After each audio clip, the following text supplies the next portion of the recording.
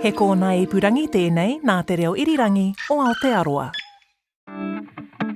When it comes to our weekly expenses, there is one constant, and that's the food bill. And the thing that can bump it up even higher. Are you a meat eater? Yes. I am a meat eater. Love a bit of meat. I splash out now and then, a bit of red meat for the iron. And even as the costs rise, we still have our favourites. I will go for something like chicken, which tends to be a bit cheaper. Mince is very versatile. Spag bowl, nachos. I kind of stick to chicken breasts and mince. Kia ora, I'm Katy Gosset, and welcome to Thrift. Our saying in this ep comes from good old William Shakespeare. I bet he was a foodie. He said, "A man loves the meat in his youth that he cannot endure in his age." So it's about adapting as we get older. But sometimes we have to adapt to cost too. Figures from Stats NZ show food prices went up 4.4% in the year to May 2025.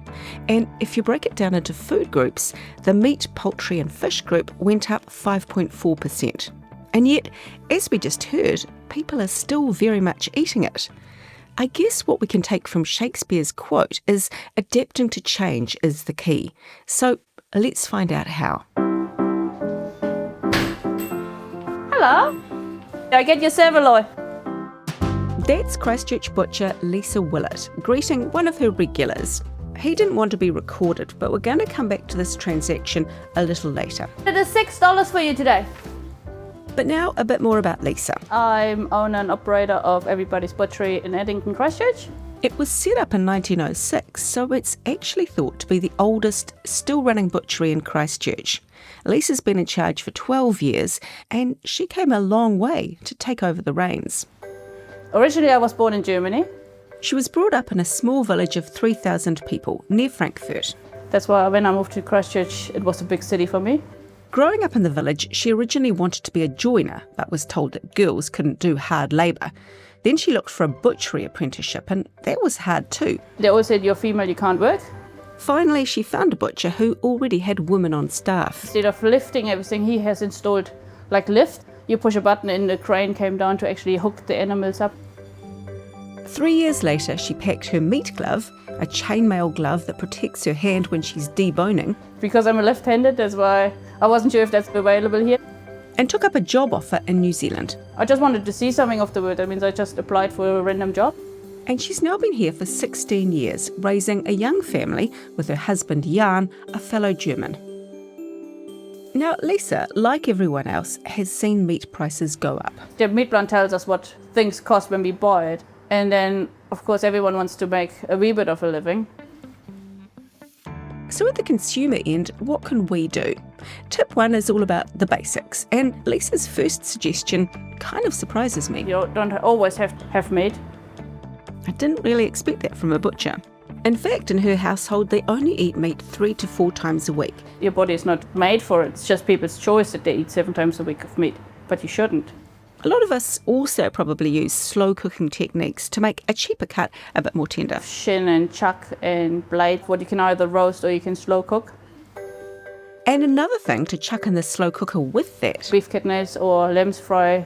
In other words, offal, which is one of those things that people sometimes aren't too sure about, literally. Offal. I don't even know what that is. It's basically the internal organs and other edible byproducts of the animal once it's been butchered. So the kidneys and liver, but also the heart and tongue. And when people do know what it is, I definitely would not go eating that kind of stuff. Oh, don't go near it. No, I don't like the taste. In fact, when I put this interview into a transcription service, offal came back as awful. Lisa agrees that offal suffers from a bit of a reputation problem. Because it doesn't look pretty. So maybe it needs a rebrand. Because in fact, offal is packed with nutritional benefits. It's got iron and a range of minerals and vitamins. And importantly, it's a bit cheaper than some other meats. That means you can use like a bit of shin and you mix a bit of kidneys in it. That means you stretch your meat product, but you sort of change the prices a bit. And the different organs can also be made into a few specialty dishes. Oxtail you can turn it into a beautiful soup. Then there's liver. Slice up and pan fry with some onions. You get your iron level up. And people do rethink dishes over time. Lisa's got customers who remember when lamb shanks were considered a cheap cut. They say, I've got them for like $2. Now you run $21 for it. So if lamb shanks can have a renaissance, maybe offal can too. Moving on to tip 2 shortly, but first, Hello. some more customers. Don't be scared. She won't bite. It's true, I've never actually bitten an interviewee. She does wonderful ham. So this is Liz, a regular, and that's what she's come here for today, to order a ham. Around 3 to 4 kilos. But she snaps up another couple of things while she's here, including bacon. And then we freshly slice it for you on number 4. So it's the exact thickness that the customer wants, and we'll come back to this point in a bit. Fresh out of the smokers this morning. Liz has, of course, seen the price of meat go up. We have cut back possibly on more meat. I add chickpeas to casseroles and stews, and that stretches it out. But she's still prepared to spend money on quality meat and recommends going to a butcher for the better cuts. We see you next Thursday or Friday. Which brings us to tip 2, which is all about different cuts, how to prepare them, and some other stuff you can learn from your butcher. If you have a pork leg there, the first thing what you would take off is the hock. Lisa's got a lot of work to do, so she's put on her meat glove. Yes, the same one she brought to New Zealand all those years ago. A pork hock there what you could roast, And while we chat, or you can turn it into soup together with the trotter. she's cutting up a leg of pork to show us all the different possible meals. Do the top side. You could roast it if you want to. Then there's stir-fry meat. Hip bone is attached. I'll resist the urge to sing along here. Like all those bones could be used for stock on the end. In other words, Few meals already. more than a few really. But are you saving money? Yes, says Lisa, if you like pork. She reckons it's currently around $20 a kilo. So the 6 kilogram leg she's cutting up would be about $120. But you can use pretty much everything. And while she's found that New Zealanders tend to prefer beef or lamb, cutting down any large piece of meat can save you money. There's lots of ways you can actually use that meat in different meal plans. But you save yourself some dollars because you bought it large. And the other thing you might be thinking, because I was totally thinking it, would we actually know how to cut up a big piece of meat ourselves? Well, Lisa reckons there's plenty of information available online, including YouTube tutorials. Just make sure you freeze all your cuts individually. Use the fresh meat, chop it up and then freeze it. Don't defrost it first and then chop it. As for buying smaller meat cuts that might already be frozen, they can be cheap, but think about the end purpose, how you're planning to serve that piece of meat. Well, when you want to pan fry it, you don't want that first all the water comes out of it. So frozen meat's not so good for a steak, but it would be fine in a slow cooker where you'd add liquid anyway. Cutting things up in advance is also a good way to make sure you actually get more meals out of it. For example, a chicken. Well, you buy a chicken, you roast it, and then it all gets guzzled in one meal. Well, it does in our house. But instead, You could debone it into different cuts. so the key is to put all these cuts aside separately and even freeze them so you're not tempted to cook and eat all of the chicken in one go. It's a small body of animal, but you can actually do quite a lot of meals out of one. So that's the big or bigger cuts. But then again, buying meat from a butcher works pretty well at the other end of the spectrum, so the smaller shop. You want mince today? Now remember earlier, Lisa had one of her regulars come in. I met him 12 years ago. He would have been with the previous owner for at least another 30. So basically every week, for the last more than 40 years, he comes in and counts out $6. Get rid of the strap metal. And in all that time, It's always the same food. He eats a saveloy and mince. That means next week will be a saveloy and stewing meat. Same product. and the same price. Only need 6, like always. Of course, as prices rise, he's getting slightly less meat for his $6. But because he's not buying pre-packaged meat as he would at the supermarket, he can stay within budget. There we go, Sue. See you next Friday. And she has more customers who now just come in for one or two things. And no one will go, oh, why didn't you buy a whole kilo? I don't think you can buy a single chop at the supermarket. And I don't think anyone will be happy there to unpack your parcel. The other thing is, as a country, we're now much more multicultural. So Lisa's starting to see other types of cuisine make an impact. People ask for different cuts. Like picanha. 10 years ago, no one actually knew what picanha is. I didn't know personally. Nowadays, everyone knows what picanha is. Except for me, that is. But turns out picanha, popularised in Brazil and also in Portugal is the rump cap of the beef. That means people use that sort of as a roast or to put it in the smoker.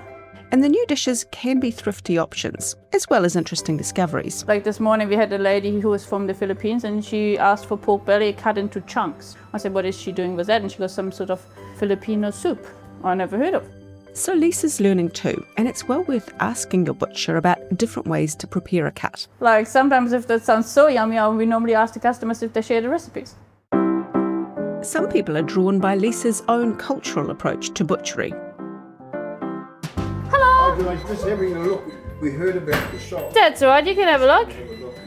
So compared with our previous customer of 40 years standing, Ra and Bonnie are at the other end of the spectrum. Yes, first time. So what made you come along today? A friend told us about it. But it turns out they were kind of in the market for a German butcher. They had one when they lived in Tasmania and were prepared to travel for their preferred products. 50 k's one way to the butcher shop and 50 k's back. We only go for the butcher. Today it was more like 10 k's, but still. They're soon grilling Lisa about her wares. Yep, there are New Zealand pork sausages, the white ones in front of me. And while Bonnie and Ra are used to making a little meat go a long way, Make sure that we can get more than one meal out of that small amount. finding a specialty butcher is a bit of a treat. When we want something special like this, we just got to look for it. We found it. Here. Several purchases later, Thanks very much. Not a problem. We'll be back. And I can't wait to hear you on the radio. You will be Christchurch famous. as one set of customers heads off, another arrives. There we go. Beautiful. There's your bacon. Excellent. Something what we prepared earlier. And this brings us nicely to tip 3, which is another way of getting cheap meat, home kill. Dave has arrived to pick up a box which he's been eagerly awaiting. This is home-raised, home-killed bacon.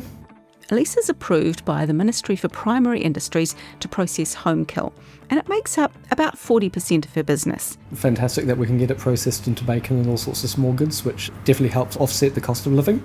Home kill customers come in a couple of different categories. One, people like Dave who've reared an animal. We raised 2 weaner pigs ourselves at our property, and then just process them and get them turned into bacon and all sorts of delicious bits and pieces. And the price difference between buying it, say at a supermarket, and this approach, Oh, it's chalk and cheese. Getting this done, having produced the meat yourself, much, much cheaper. Then of course the second group of home kill customers is hunters. And perhaps a few more of them these days, as times are tight. I would say since the price of meat going up, there's quite a lot of people who are trying to go hunting. There's always animals around. If you're prepared to work at it. But there's so much venison in New Zealand, what they say is a pest. And if you have a legal gun license, you can just go in, as long as it's not on somebody's farm. So savings can be made. Just make sure that if you do go that route, check the Ministry for Primary Industries website, as there are strict rules about who can slaughter, butcher and even eat home-killed meat. Now let's recap. Adapt your meat eating with some different cuts or the cuisine of a different culture. Maybe give offal a try. If you can afford to, buy in bulk and use a YouTube tutorial to cut down a large piece of meat.